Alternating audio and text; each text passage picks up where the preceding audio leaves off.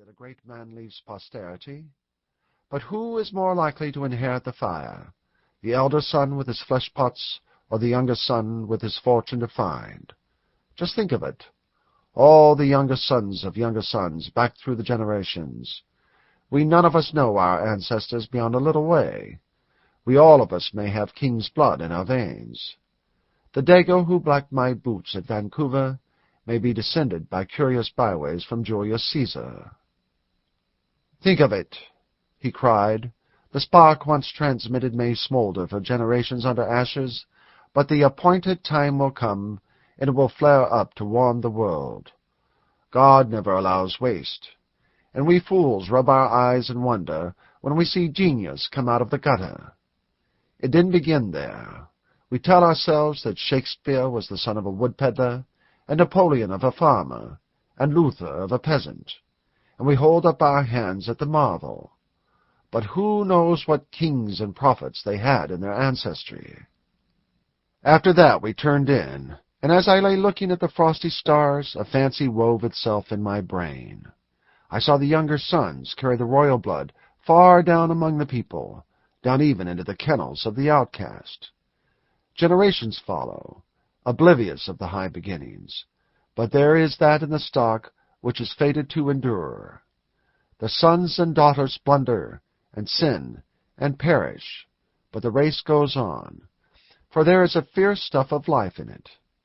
It sinks, and rises again, and blossoms at haphazard into virtue or vice, since the ordinary moral laws do not concern its mission. Some rags of greatness always cling to it, the dumb faith that sometime and somehow that blood drawn from kings it never knew will be royal again. Though nature is wasteful of material things, there is no waste of spirit. And then, after long years, there comes, unheralded and unlooked for, the day of the appointed time. This is the story which grew out of that talk by the winter fire. Chapter 1. Hightown under Sunfell. When Bjorn was a very little boy in his father's stead at Hightown, he had a play of his own making for the long winter nights. At the back end of the hall, where the men sat at ale, was a chamber which the thralls used of a morning, a place which smelt of hams and meal and good provender. There a bed had been made for him when he forsook his cot in the women's quarters. When the door was shut, it was black dark, save for a thin crack of light from the wood fire and torches of the hall. The crack made on the earthen floor a line like a golden river. Bjorn, cuddled up on a bench in his little bearskin, was drawn like a moth to that stream of light.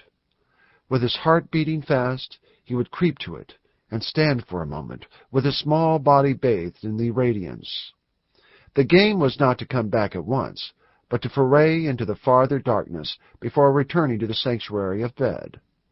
That took all the fortitude in Bjorn's heart, and not till the thing was dared and done could he go happily to sleep. One night, Leif the Outborn watched him at his game. Sometimes the man was permitted to sleep there when he had been making sport for the house-carles. "Behold an image of life," he had said in his queer outland speech. "We pass from darkness to darkness, with but an instant of light between. You are born for high deeds, princeling. Many would venture from the dark to the light, but it takes a stout breast to voyage into the farther dark." And Bjorn's small heart swelled, for he detected praise, though he did not know what life meant.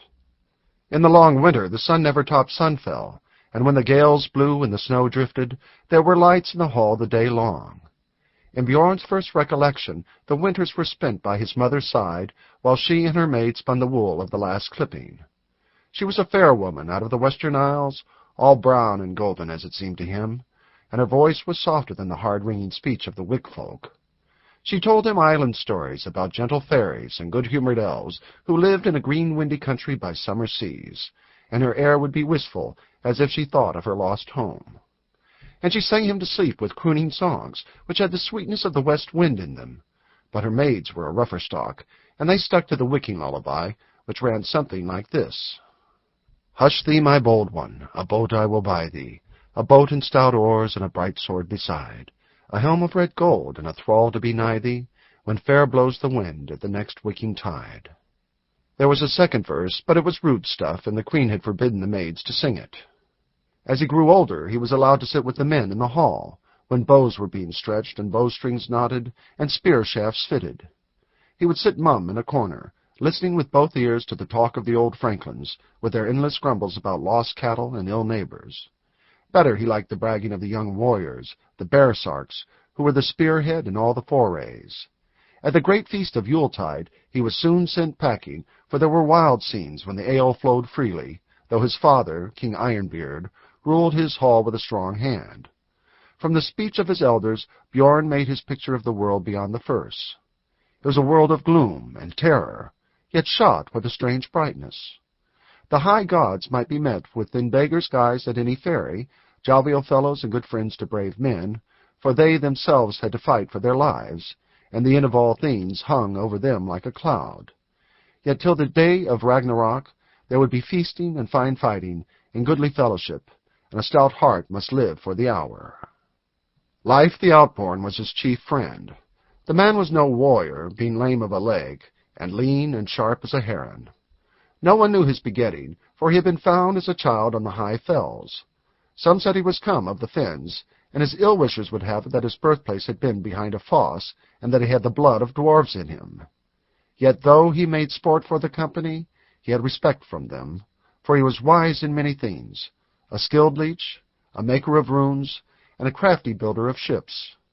He was a master hand at riddles, and for hours the house-carls would puzzle their wits over his efforts. This was the manner of them. Who, Life would ask, are the merry maids that glide above the land to the joy of their father? In winter they wear a white shield, but black in summer. The answer was, snowflakes and rain. Or, I saw a corpse sitting on a corpse, a blind one reading on a lifeless steed. To which the reply was, a dead horse on an ice floe. Bjorn never guessed any of the riddles, but the cleverness of them he thought miraculous, and the others roared with glee at their own obtuseness. But Life had different moods, for sometimes he would tell tales, and all were hushed in a pleasant awe.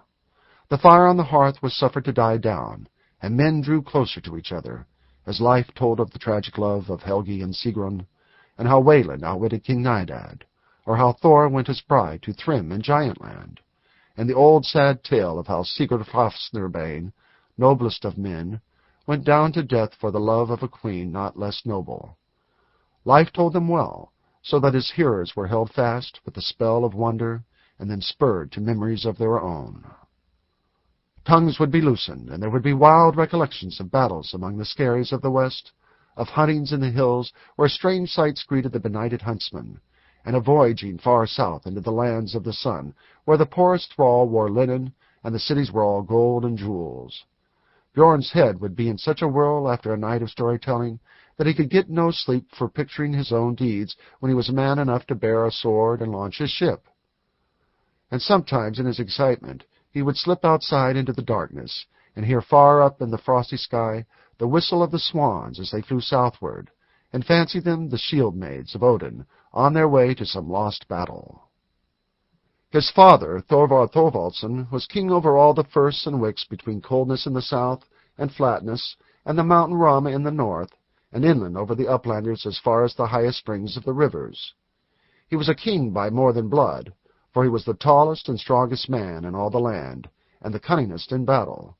He was for ordinary somewhat grave and silent, a dark man with hair and beard the color of molten iron, whence came his by-name. Yet in a fight no bearsark could vie with him for fury, and his sword Tyrfing was famed in 1,000 songs. On high days the tale of his descent would be sung in the hall, not by Life, who was low-born and of no account, but by one or other of the chiefs of the shield ring. Bjorn was happy on such occasions, for he himself came into the songs, since it was right to honor the gentle lady, the queen. He heard how, on the distaff side, he was sprung from proud western earls, Thorwulf the Black, and Halfdan and Howard Skullsplitter.